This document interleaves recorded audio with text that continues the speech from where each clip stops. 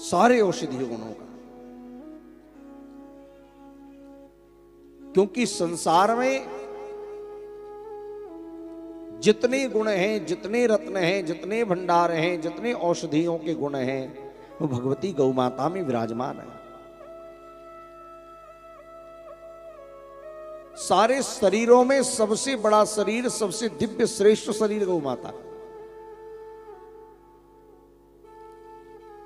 पंचम स्कंद में ऋषभदेव जी महाराज जब अपने पुत्रों को उपदेशित करते हैं तो कहते हैं, भैया समग्र पृथ्वी पर यह पंच भौतिक शरीर श्रेष्ठ है, पंचभूत श्रेष्ठ है, लेकिन इन पंचभूतों में भी,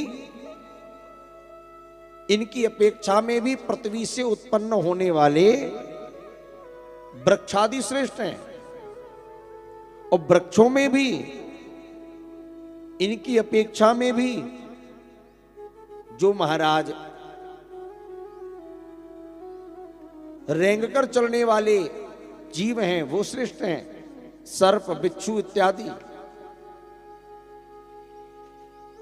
और उनमें भी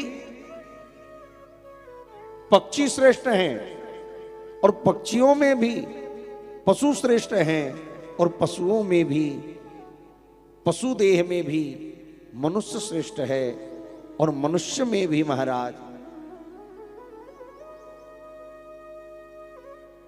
प्रथम गणों की यक्ष, गंधर्व, किन्नर श्रेष्ठ हैं, और इनमें भी सिद्ध, विद्याधर और चारण श्रेष्ठ हैं।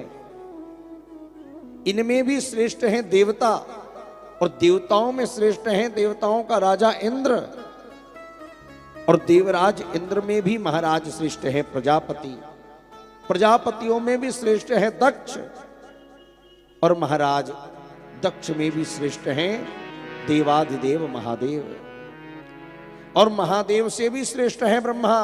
क्यों? क्योंकि अभी आपने सुना जनक के नाते ब्रह्मा श्रेष्ठ हैं, क्योंकि उनके ही नेत्रोदक से भगवान शंकर प्रकट हुए, और ब्रह्मा से भी श्रेष्ठ हैं ऋषभदेव कहते हैं मैं स्वयं नारायण। क्यों? क्योंकि मेरे नाभि से कमल, और कमल पर ही ब्रह्मा प्रकट होते हैं, तो मैं श्रेष्ठ हूं। और ऋषभदेव कहते हैं महाराज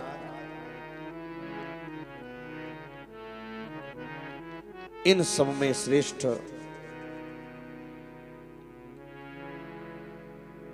पर भगवान से भी श्रेष्ठ कोई है? भगवान कहते हैं हमसे भी श्रेष्ठ अगर कोई है तो कौन है? बोले समुद्रम परोद्धम द्विज देव देवहा, मुझसे भी श्रेष्ठ ब्राह्मण है, और ब्राह्मणों में भी श्रेष्ठ ऋषि और मुनि हैं, और इन ऋषि मुनि में जो श्रेष्ठ हैं ये मुझसे भी श्रेष्ठ हैं, और उन ऋषियों में भी अगर कोई श्रेष्ठ है तो ब्रह्म ऋषि श्रेष्ठ है। जो ब्राह्मण होकर ऋषि बन गया वो ब्रह्म ऋषि श्रेष्ठ है।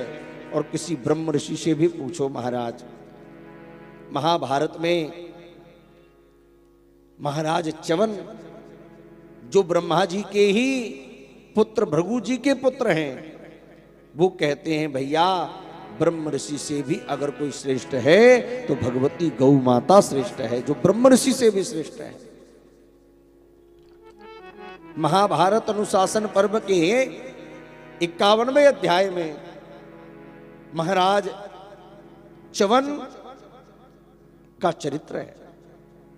महाराज च्यवन प्रयागराज में त्रिवेणी संगम में पहुंचे, और संगम में जाकर के तपस्या करने के लिए जल में प्रविष्ट हो गए। और कितने दिन के लिए? 12 वर्षों के लिए महाराज च्यवन ने त्रिवेणी के संगम में संकल्प लेकर के कि मैं 12 वर्ष तक जल से बाहर नहीं आऊंगा, तपस्या करी। अब 12 वर्ष तक जल से बाहर नहीं आए, और जब 12 वर्ष पूरे होने ही वाले थे, ऐसा संयोग बना कुछ मछुआरों ने महाजाल डाला, और जाल डाला तो जलचर जीवों के साथ महाराज च्यवन का शरीर उस जाल में फंस गया, और जाल में फंसा तो मछुआरों ने जाल को खींचा, और जाल को जब खींचा तो जाल में च्यवन ऋषि भी बाहर आ गए। जैसे मछुआरों ने देखा, अरे ये इतना दिव्य कौन है, क्योंकि जटा से लेकर चरणों तक महाराज जब 12 वर्ष तक कोई जल में रहेगा, पूरे शरीर पे हरी हरी काई लग गई, जटाओं में काई लगी है, शरीर पे काई लगी है। सबको लगा कि भैया कोई मणि निकली है। अब तो किसी दिव्य हरित मणि का प्रादुर्भाव हो गया। ये तो बड़ा आश्चर्य हुआ। और जैसे ही जाल हटाया तो देखा ये तो महर्षि ब्रह्मर्षि च्यवन है। देख करके घबरा गए मछुआरे, हाथ जोड़कर कहने लगे, महाराज हमसे बहुत बड़ा अपराध हो गया, क्षमा मांगने लगे, हमें क्षमा कर दीजिए, हमें नहीं पता था। आप पुनः जल में प्रविष्ट हो जाइए। महर्षि च्यवन ने कहा, नहीं नहीं, अब हम जल में नहीं जाएंगे। हम 12 वर्ष का संकल्प लेकर जल में गए थे, तुमने मुझे समय से पूर्व ही जल से बाहर निकाल दिया। अब मैं तभी मुक्त होऊंगा जब मेरा कोई मूल्य चुका देगा। बोली, महाराज मूल्य क्या है? बोली, देखो तुमने श्रम करके मुझे बाहर निकाला है और मेरे साथ कई जीव जंतु भी बाहर आए हैं। अब तुम जाओ और पता करो, जो मेरा मूल्य चुकाएगा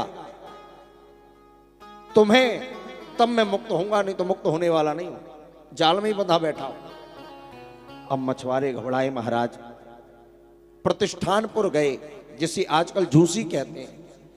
प्रयागराज में झूसी स्थान है, उससे प्रयागराज झूसी का स्थान का नाम है प्रतिष्ठानपुर। वहां के उस समय राजा थे नहुस, एक छत्र राज्य था महाराज नहुस का। उनके पास मछुआरे पहुंचे और पूरी कहानी सुनाई। महाराज हमने जाल डाला था, एक मुनि है च्यवन ऋषि, वो बाहर आ गए हैं और अब वो कह रहे हैं मुझे मुक्त कराने के लिए मेरा मूल्य चुकवाओ। जो उनका मूल्य चुका देगा तब वो मुक्त होंगे। राजा नहुस दौड़ करके आए, चरणों में दंडवत प्रणाम किया और कहा, महाराज अपना परिचय दीजिए। उन्होंने कहा, हे राजर्षि नहुस, मैं ब्रह्मा जी के पुत्र भृगु और भृगु का पुत्र च्यवन हूं। मैं ब्रह्मा का नाती हूं। जैसे ही सुना च्यवन ऋषि को पुनः प्रणाम किया, नहुस राजन ने कहा, महाराज बताइए क्या क्या है। च्यवन ऋषि ने कहा, देखो मुझे इन मछुआरों ने श्रम करके बाहर निकाला है, अब तुम मेरा मूल्य चुकाओ और मुझे मुक्त कर दो, मेरा मूल्य इन मछुआरों को दे दो। नहुस ने कहा, महाराज आपका मूल्य मैं क्या चुकाऊं? बोले, तुम अपनी बुद्धि से लगाओ, मेरा मूल्य क्या हो सकता है। जब कहा तो महाराज नहुस ने कहा कि हे ऋषिवर, मैं आपका मूल्य देने के लिए तैयार हूं। और प्रसन्न होकर कहा, भगवान 1 सहस्त्र स्वर्ण मुद्राएं मैं आपके मूल्य में दे रहा हूं। जैसे ही सुना तो खुद हो गए महाराज च्यवन और बोले, मूर्ख राजन, तू मेरे शरीर की कीमत 1000 स्वर्ण मुद्राएं लगा रहा है। राजा नहुस ने सुना, क्षमा करें भगवान, क्षमा करें। अरे राजन, मैं तो तुम्हें बड़ा बुद्धिमान समझता था, पर तुम तो महामूर्ख निकले। मेरी कीमत तुमने 1000 स्वर्ण मुद्राओं से लगा दी। राजा नहुस ने कहा कि महाराज कोई बात नहीं है, मैंने आपकी कम कीमत आंक दी। अब मैं कहता हूं महाराज, 1000 नहीं 10,000 स्वर्ण मुद्राएं दे करके मैं आपको मुक्त कराऊंगा, आपका मूल्य चुकाऊंगा। अब ये आज की बात नहीं है जहां 10 लाख स्वर्ण मुद्राएं दी जा रही, लाखों वर्ष पहले की बात है। और नहीं तो इसी कलिकाल में जब बादशाह अकबर का शासन था, उस समय पर राजा जयसिंह हुए जिन्होंने जयपुर बसाया, उनके राज्य में एक व्यक्ति आया तो राजा जयसिंह ने पूछा कि राज्य में तुम प्रसन्न तो रहते हो, कोई दिक्कत तो नहीं है राजा जयसिंह के राज्य में। उस समय उस व्यक्ति ने राजा जयसिंह से कहा कि महाराज एक बात कहूं? बोले कहो। बोले आप बुरा ना माने तो कहूं? बोले कहो। उसने कहा गदहा बेचा गदही बेची, सिर पर धरी गठरिया, जय सिंह तेरे राज्य में तो ना बंधो रुपैया।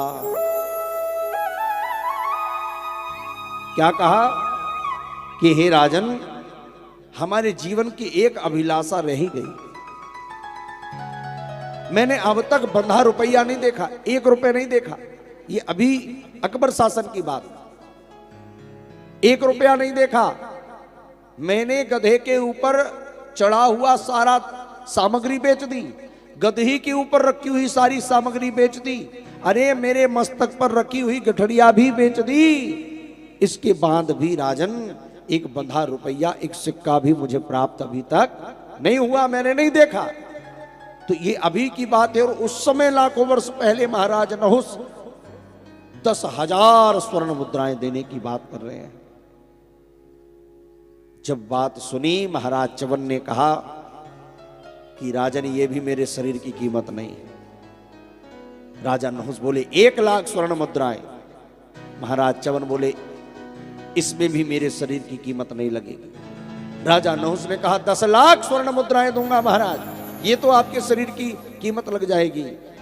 महाराज च्यवन ने कहा राजन इस शरीर की कीमत 10 लाख स्वर्ण मुद्रा में भी नहीं है। राजा नहुस ने कहा महाराज 1 करोड़ स्वर्ण मुद्राएं देकर के मैं आपको मुक्त कराना चाहता हूं। महाराज च्यवन ने कहा राजन 1 करोड़ स्वर्ण मुद्राओं से भी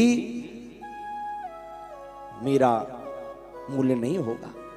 राजा नहुस ने सोचा अब क्या करूं। कहा महाराज मैं अपना आधा राज्य आपको दे देता हूं, अब तो आप मुक्त हो जाइए। महाराज च्यवन ने कहा राजन तेरे आधे राज्य से भी मैं मुक्त नहीं होऊंगा। राजा नहुस ने कहा महाराज मैं अपना संपूर्ण राज्य, संपूर्ण वैभव आपको सौंपता हूं, अब तो आप मुक्त हो जाएंगे। च्यवन ऋषि ने कहा राजन ये संपूर्ण राज्य क्या, तू अपने प्राण भी मुझ पर न्यौछावर कर दे तब भी मैं मुक्त नहीं हो पाऊंगा, इससे भी मेरा मूल्य नहीं हो पाएगा। अब तो राजा नहुस चरणों में गिर गया कि महाराज इसके आगे तो अब मेरे पास कुछ है ही नहीं, अब आप ही बताओ आपका मूल्य क्या है। च्यवन ऋषि ने कहा ये मैं नहीं बताऊंगा, जाओ अपने मंत्रियों के साथ मंत्रणा करो और सोच विचार करके मेरा मूल्य ले आओ। राजा नहुस गए, मंत्रियों के साथ मंत्रणा करी, कोई उत्तर नहीं निकला तो मन ही मन भगवान की शरण ग्रहण कर ली। हे प्रभु अब आप ही कुछ करिए। उस समय पर एक ऋषि आए हैं जिनका नाम है गोजान। गोजान ऋषि जिनका जन्म गौ माता के शरीर से ही हुआ है, गौदर से ही हुआ है, ऐसे गोजान नाम के ऋषि आए। राजा नहुस ने कहा महाराज एक ऋषि महर्षि ब्रह्म ऋषि हैं, उनके शरीर का मूल्य क्या हो सकता है, उसकी कीमत क्या हो सकती है, उन मछुआरों को मैं क्या दूं।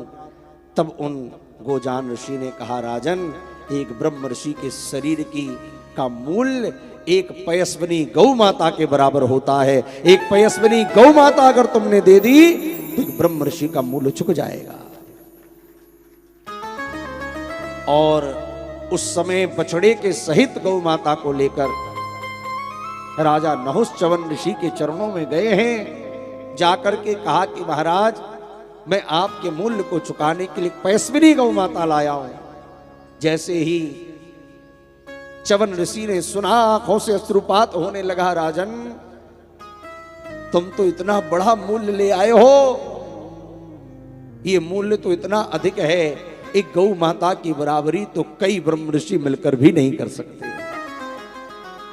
और ब्रह्म ऋषि च्यवन को मुक्त किया, सारे जीवों को मुक्त किया। तब दिव्य महिमा चवन ऋषि ने नहुस राजन को भगवती गौ माता की सुनाई। कहते हैं कीर्तनम श्रवणम दानम दर्शनम चापि पार्थिवः गवाम प्रसन्नस्ते तीरम सर्व पाप हरे शिवम। हे राजन, जो गायों के नाम का संकीर्तन करता है, गौ माता के नाम का जप करता है, संकीर्तन करता है, जो गौ महिमा की कथा को सुनता है, श्रवण करता है, उसके संपूर्ण पापों का गौ माता शरण कर देती है, समाप्त कर देती है। इतनी गौ माता में आनंद।